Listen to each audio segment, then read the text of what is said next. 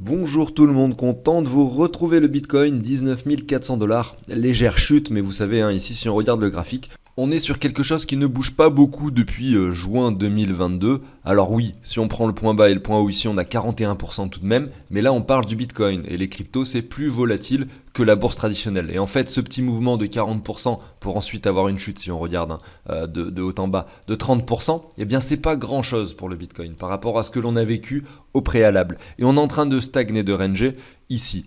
Et aujourd'hui, dans l'émission du jour, je vais réagir à un commentaire que j'ai reçu, qui est d'ailleurs très pertinent en soi. Une personne qui dit c'est pas parce qu'on est au plus bas qu'on va remonter directement, on peut y rester encore très longtemps, très très longtemps, jusqu'à ce que tout le monde baisse les bras quand il y aura quasiment plus de volume, aucun mouvement sur les graphiques, l'ennui le plus total. Il faudra acheter le désespoir. Quand on dira que les cryptos c'est de la merde et qu'elles ne valent plus rien et qu'elles auront perdu 98% de leur valeur, il faudra investir, mais pas maintenant. Donc je vais réagir par rapport à ce commentaire et on va voir un peu mon point de vue par rapport à tout ça. Même si ce qui est écrit ici est pour moi très pertinent, la question qu'on peut se poser c'est à quel moment on estime que nous sommes dans le désespoir. Pour vous, ça sera à quel niveau le désespoir et comment est-ce qu'on peut le trouver, comment est-ce qu'on peut le définir. Ça c'est très compliqué, même moi j'ai pas de solution parfaite. En tout cas, dire que le désespoir équivaut à une perte de valeur de 98%, pour moi, c'est un petit peu extrapoler les choses, notamment si on regarde un peu le prix du Bitcoin ici, qu'on prend le sommet, on fait 98% de chute.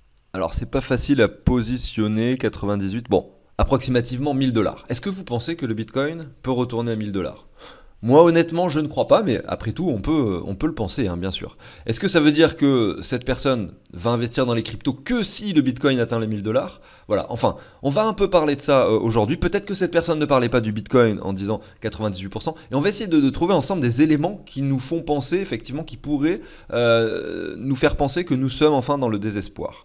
On peut aussi utiliser le mot désintérêt. Bon, on va voir ça ensemble juste après.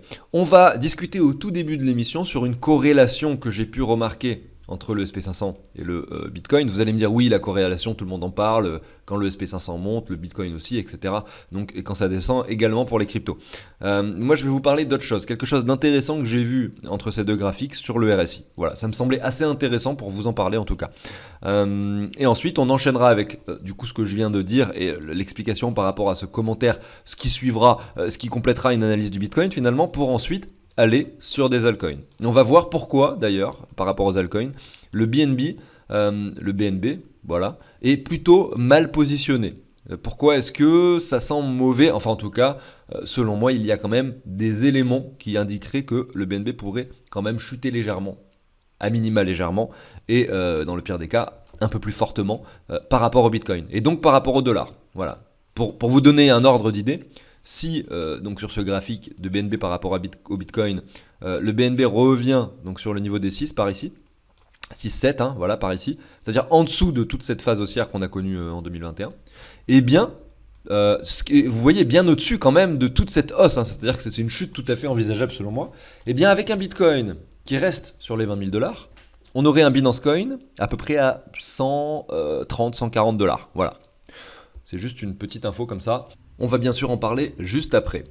Alors, pensez à l'abonnement si jamais vous êtes nouveau et que le contenu vous plaît. Pensez au like. Merci à tous ceux qui prendront le temps d'aller cliquer sur le bouton like. Moi, je vous passe la petite introduction. Je vous dis à tout de suite.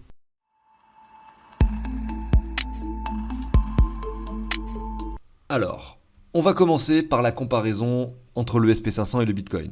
Donc oui, ici, on a un SP500 qui chute et on va aller faire d'ailleurs une analyse juste après cette petite comparaison que je voulais vous montrer. Et vous allez comprendre en fait pourquoi c'est intéressant d'analyser le SP500.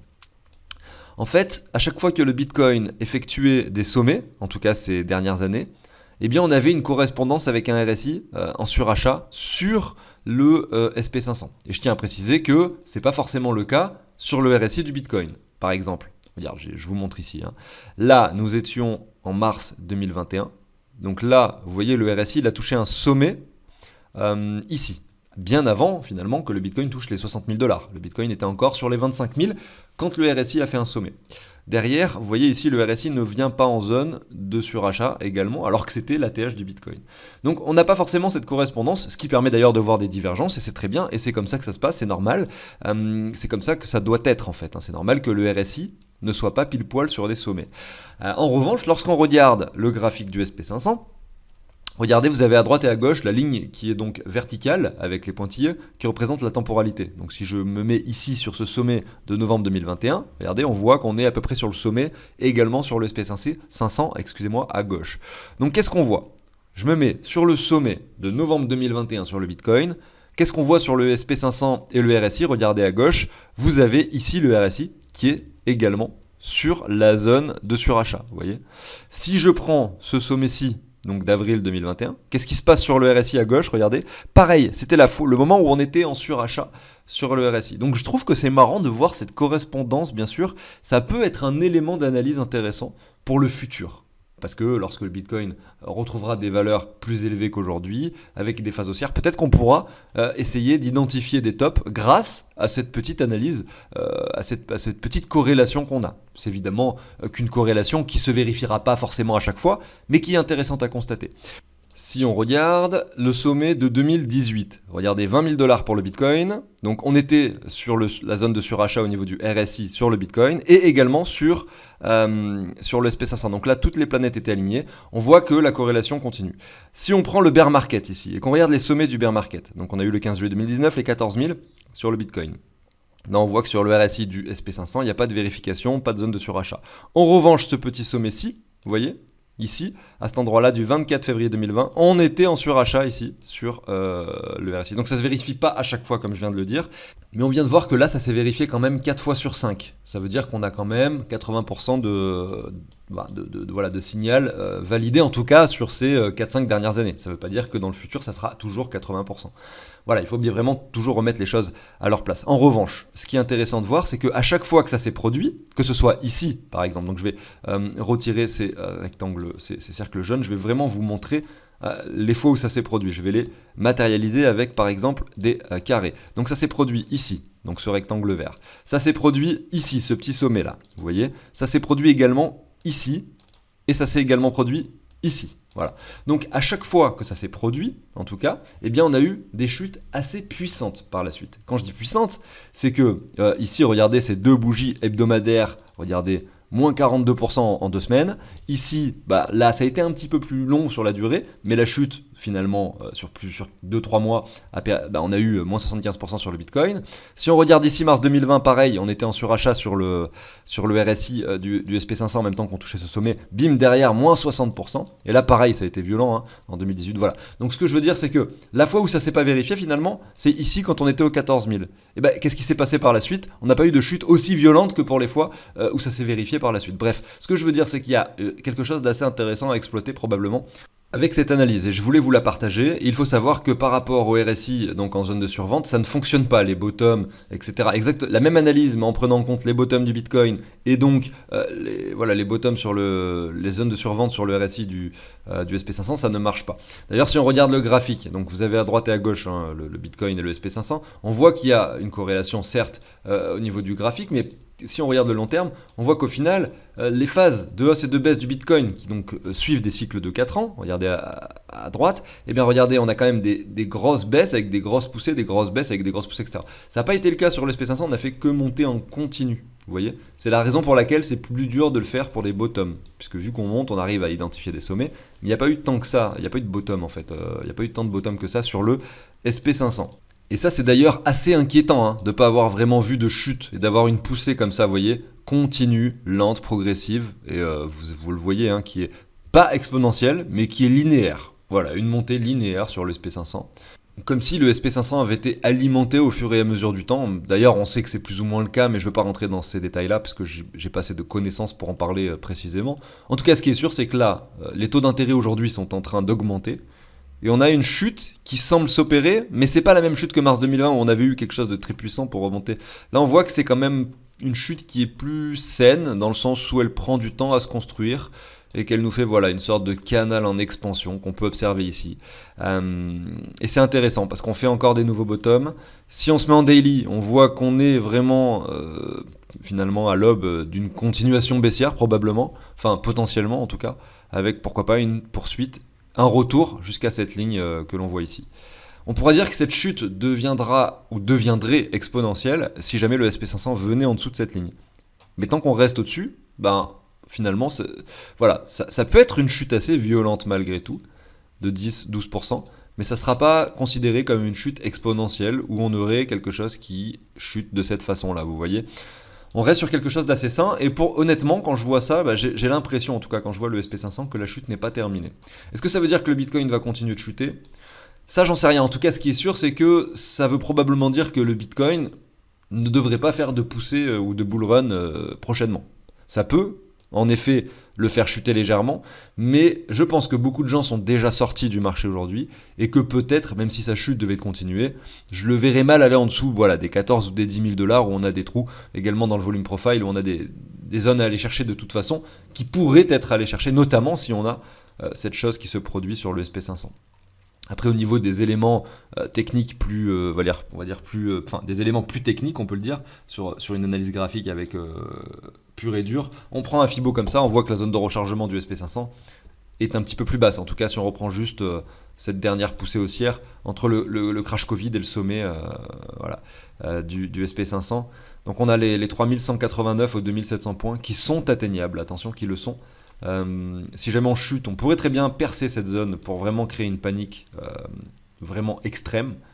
Et on reviendrait en même temps sur une zone où le SP500 avait pas mal été travaillé. Pour moi, c'est vraiment un scénario viable. Et c'est pas parce qu'on aurait ce scénario qui se produirait qu'on aurait également un Bitcoin qui retournerait par exemple 5000 dollars ou 2000 dollars. Non, pour moi, la chute du Bitcoin a quand même été très violente. Donc on a déjà sorti pas mal d'acteurs du marché, on est déjà revenu sur des bases plus ou moins saines. Et alors que peut-être que là, on n'est pas encore revenu sur les bases saines qu'on pourrait espérer. Et puis honnêtement, venir casser les 38,2 pour s'arrêter ici un peu au-dessus des 0,5, pour moi c'est pas très logique. Il y a vraiment peu de probabilité pour que le niveau actuel du SP500 soit le bottom finalement. Alors que le Bitcoin, regardez, je vous le refais. Là je parle simplement d'analyse graphique. Si je prends le bottom et le top, tout simplement, là c'est vraiment propre. On a touché les 78,6 de façon très précise. C'est vraiment un niveau où on peut rebondir. Alors que sur le SP500, vous voyez, on n'est même pas revenu au 0,5. C'est vraiment un niveau bâtard, on va dire, entre deux niveaux de Fibo qui n'ont pas trop de sens. Donc voilà. Maintenant, par rapport à l'indice du dollar, on est sur les 113 ici. Il y a un top ici de 2001 où on avait touché les 120. Ça, c'est un indice, le chiffre 120, 113. Ça représente finalement un indice qui est travaillé par rapport à la valeur du dollar comparé à un pack d'autres monnaies fiduciaires. Avec ça, on en fait un indice et c'est comme ça qu'on trouve ce chiffre. On doit pouvoir trouver le calcul exact sur Internet, mais voilà, vous avez compris un peu l'idée générale. Donc là, oui, on a un canal haussier qui est dessiné ici assez proprement, d'ailleurs que je peux probablement mettre de façon parallèle, comme ceci. Vous voyez qu'on est plutôt en haut du canal. Si on reprend également cette baisse au niveau du dollar, alors je vais essayer de le remettre correctement. Donc là, oui, vous l'avez vu, que l'euro vaut moins que 1 dollar maintenant, donc c'est quand même assez extrême. On a le dollar qui a énormément pris en valeur, et l'euro qui n'en prend pas forcément. Ça prouve qu'effectivement, on est toujours dans un monde dominé par les États-Unis et le dollar. Ça, c'est sûr. Et c'est encore vérifié ici, aujourd'hui, en 2022. Là, si on prend le Fibo comme ceci, on voit qu'on est cassé les 78,6, qu'on revient sur les 0,9, etc. Il y a la possibilité d'aller chercher finalement ce sommet-là et d'aller faire un double top, et ça correspondrait également à cette ligne. Donc ça veut dire que une poussée supplémentaire, une dernière poussée, on va dire, du dollar, avec un récit peut-être qui nous dessinerait une divergence, ça semble jouable. Ça semble jouable encore aujourd'hui quand je vois le graphique. Et ça correspondrait, c'est bien parce que ça collerait avec, pourquoi pas, une continuation baissière du SP500 pour peut-être aller chercher les 0,6 seulement, ou peut-être un peu plus, et rester dans ce canal d'expansion, pourquoi pas. Mais ça collerait avec ce genre de scénario. Avec un Bitcoin qui, attention, il va falloir qu'on regarde s'il peut résister à ce range, à cette latéralisation qu'il a entamé depuis 3 mois, ou si justement il va aller faire de nouveaux bottoms, de nouveaux plus bas, etc. Donc évidemment, là je suis en train de vous parler de un des scénarios possibles. Si jamais ça met plus de temps à se faire, et que par exemple, on a vu l'indice du dollar, peut-être qu'il peut, avant d'aller performer, on peut avoir un retracement, c'est-à-dire qu'on peut avoir un indice du dollar, on sait que, d'ailleurs il y en a eu un assez important récemment, mais on sait que voilà, là on peut très bien nous dessiner un M, redescendre un peu plus bas, avant d'aller chercher des niveaux supérieurs, ce qui pourrait faire pousser dès maintenant un petit peu le SP500 avant de chuter, ce qui fait qu'on aurait dans ce cas-là, donc si je reviens sur le Bitcoin que je n'ai plus ici à l'écran, je l'ai enlevé, je ne sais pas pourquoi, on pourrait également du coup avoir une poussée qui peut être assez importante parce que les cryptos c'est quand même plus volatile, peut-être aux 35, 40, 50 000, j'en sais rien, avant une chute. Donc c'est pour ça, en fait, il faut vraiment prendre ça avec des pincettes. En réalité, il ne faut pas prendre ce que je dis pour acquis. C'est pas parce que je vous montre qu'effectivement on a pas mal de choses qui nous indiquent probablement une continuation baissière qu'on va pas nous faire un rebond avant cette continuation baissière. Et peut-être que on aurait par exemple, je dis n'importe quoi, un SP500 qui revient sur cette ligne haute, qui chute, qui fait un nouveau plus bas, avec un Bitcoin qui lui se retrouve vachement plus bullish, qui retourne aux 50 000 pour redescendre par exemple aux 22 000 avant de former un... Ça c'est possible également, vous voyez. Peut-être que là, on peut avoir un SP500 qui continue de chuter, avec un Bitcoin qui lui ne chute pas plus. Donc c'est pour ça que j'aime bien parler d'achat par palier, d'investissement, etc. Et c'est pour ça que je répète que là, dans tous les cas, même si on est dans un contexte extrêmement baissier, extrêmement incertain, eh bien c'est probablement un moment intéressant pour commencer à mettre des paliers d'achat et aller commencer à mettre 10, 15, 20, peut-être même 30% de ce qu'on souhaite investir de façon générale, que ce soit dans les cryptos ou autres. Mais vous savez, ici on parle principalement de crypto. Donc je vais enchaîner maintenant, et ça me permet d'ailleurs de faire une bonne transition, avec ce commentaire dont on a discuté tout à l'heure. Enfin, je veux dire ce commentaire-là, je me suis trompé sur ma visualisation. Donc, par rapport à ce que disait cette personne, on a vu ensemble que revenir, donc une perte de 98% de la valeur du Bitcoin représenterait les 1000 $ pour le Bitcoin. Donc il faudrait, on va dire, avoir énormément de chance ou être très très malin pour vouloir mettre tout son argent sur 98% de chute, tout simplement, et attendre que ça arrive, et que ça se passe pile poil sur notre niveau, et bim, que ça monte. Il faudrait vraiment avoir quand même énormément de chance. Mais c'est possible, ça arrive qu'on ait énormément de chance. Vous pouvez aller au casino, jouer à la roulette, peut-être que vous allez faire un coup de génie, et vous allez repartir avec 3 fois ce que vous avez investi au départ.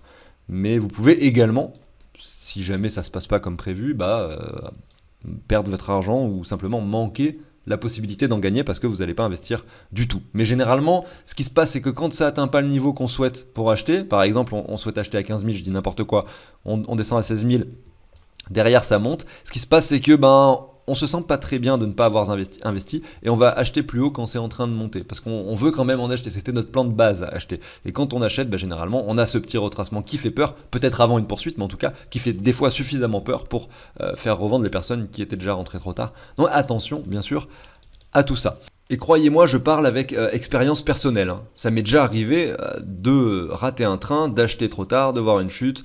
Par contre, moi, c'est là où j'ai eu un état d'esprit qui m'a permis de continuer à rester dans ce domaine, c'est que j'étais ultra confiant sur la technologie en elle-même, et donc j'arrivais à hold la crypto que j'achetais, j'arrivais à ne pas la revendre en attendant que ça monte de nouveau. Je vous donne un exemple, c'était ici, on était en 2019, j'ai acheté du Bitcoin par ici, là bim, ça chute, mon portefeuille divise par 3 concrètement, alors que j'avais fait aucun bénéfice. Donc je perds réellement, enfin en tout cas, ma plus-value latente est complètement négative et j'ai mon argent personnel que j'avais gagné en travaillant, etc., que j'ai vu un petit peu fondre. Mais j'avais été prudent puisque j'avais investi une petite partie de mon épargne totale, bien sûr. Malgré tout, c'était également le fait d'avoir investi une petite partie de mon épargne totale m'a permis de garder les cryptos que j'avais acquises. Mais c'est également le fait d'avoir confiance en la technologie qui m'a permis de garder. Mais si vous avez aucune de ces deux caractéristiques, c'est-à-dire que si vous avez investi toute votre épargne et qu'en plus vous n'êtes pas renseigné sur la blockchain, croyez-moi, si votre portefeuille divise par 3, vous allez avoir du mal à la conserver sur du long terme. Vous risquez de perdre complètement confiance en votre investissement et en vous surtout. C'est ça, on perd confiance en soi, c'est ça qui nous fait prendre des mauvaises décisions. Alors, quels sont les éléments qui me font penser qu'aujourd'hui on est dans un début de désespoir probablement, un début de désintérêt? Mais est-ce qu'on est dans le summum du désintérêt au niveau des cryptos? Je ne pense pas, peut-être pas encore. En tout cas, ce qui me laisse penser qu'on est quand même dans quelque chose comme ça, c'est tout d'abord, et on l'a vu ensemble plein de fois, mais bon, je vais en parler pour les personnes qui seraient nouvelle, c'est tout d'abord la temporalité. Tout simplement, pas besoin d'en parler longtemps, je vais faire ça rapidement. Mais on regarde simplement les sommets. Regardez, le sommet, bim, le bottom, on a à peu près donc 368 jours, vous voyez. Le deuxième bottom ici, bim, on a combien? 824 jours. Donc 300 et 800. Là, on est ici, on regarde, on est à 340. Donc vous voyez, là, on est à 340. Et regardez ici l'ancien marché baissier. On avait le premier bottom à 366. Donc peut-être que là, on est à 20 jours du bottom en tout cas. Si on reproduit la même chose qu'au préalable, ce qui est a priori quand même peu probable. On ne fait pas à chaque fois la même chose. Mais on a des cycles de 4 ans qui se répètent depuis le début. Donc ça reste des temporalités qui se respectent plus ou moins, vous voyez. Donc ça, c'est le premier élément qui peut nous laisser croire, nous laisser penser qu'on n'est pas très loin d'un bottom. Après, est-ce qu'on va avoir un rebond pour une chute, etc. Ça, c'est pas sûr, hein. Ça s'est produit pendant cette phase. Mais si on regarde la phase précédente, on n'a pas eu cette hausse pour... vous voyez, on n'a pas eu le même scénario. Malgré tout, si on reprend le sommet ici et le bottom ici, on a 406 jours, vous voyez. On avait 380, là on est à 340, là-bas il y avait 406. Allez, à 40 jours près, voilà, 40 jours près, ça fait un mois et demi. Et bien on sait qu'on a potentiellement un bottom qui se dessine. Donc entre maintenant et dans un mois et demi, voilà, on a potentiellement, en tout cas par rapport à cette analyse de temporalité, un bottom qui devrait, pourquoi pas, se dessiner. Alors, je vais enchaîner maintenant avec d'autres choses. Tout d'abord, le MV-RV ratio. Vous voyez? Alors là, je suis malheureusement sur un site qui me l'affiche en noir, alors qu'il me l'a toujours affiché en blanc, je ne sais pas pourquoi. Je ne trouve pas le petit bouton avec la lune là, qui permet de choisir le thème et la couleur. Bref, c'est pas grave. Vous avez le prix du Bitcoin ici en jaune qui est bien affiché, et en marron qu'on voit pas bien en bas là, c'est le MV-RV ratio. Donc je ne vais pas réexpliquer ce que c'est, mais pour faire hyper simple, on va dire que quand le MV-RV ratio est élevé, c'est-à-dire au-dessus de 4, 5, 6, on va dire, eh bien ça veut dire que la valeur intrinsèque du Bitcoin est beaucoup moins importante que sa valeur spéculative.